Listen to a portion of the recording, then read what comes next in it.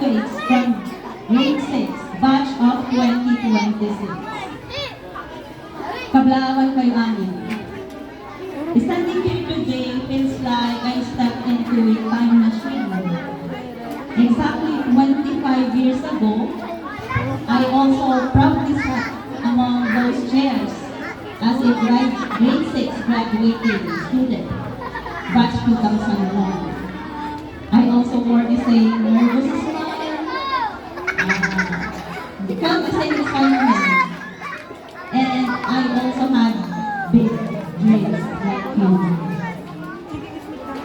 Even though my journey took me to a private university and eventually led me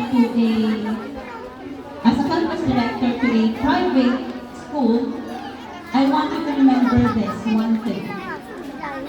The foundation of who I am today was rooted deeply right here. Ang pundasyon ng aking pagkatao ay hinubog sa mga pinag-aralan nito sa paaralan ito, Lawig Elementary School. Kids, makinig kayo mabuti. I'll tell you a story. Maybe you can relate to it. So this is about a little girl. Siya ay bubbly, playful kapag kasama niya ang kanyang mga pinsan at kapatid pag naglalaro. But once she steps inside the school grounds, bigla siyang nagiging mahiyain. Nagiging well-behaved at polite. Bakit? Kasi lagi niyang naalala yung sinasabi ng nanay niya. Ano kaya yun? At sisipit ka yung pagkadalang. So let's call her Joy. When Joy was about your age, yung grade 6 student, she wasn't a leader material yet.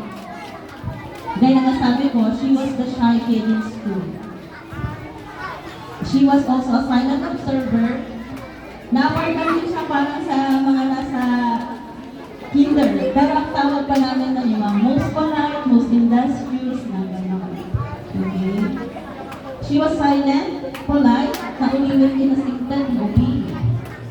So because Joy was so quiet and well-behaved, her teacher always tasked her to responsibility when she steps out of the classroom. Anong kaya yun? Miss Maker, tagalista. Tagalista na, noisy at always standing. Alam niyo yun, di ba? Sino sa inyo? Sige, let's have a little survey. Sino sa inyo ang nautusan na ni teacher na maging tagalista ng noisy sa class? Raise your hand. Okay. Oh, okay. That's a good sign. Madami. Okay. Eh, sino naman sa inyo yung nag-stuck noisy at always standing? Meron din. Yeah. Okay lang yan. That's part of being a child. Okay, so let's go back to the story.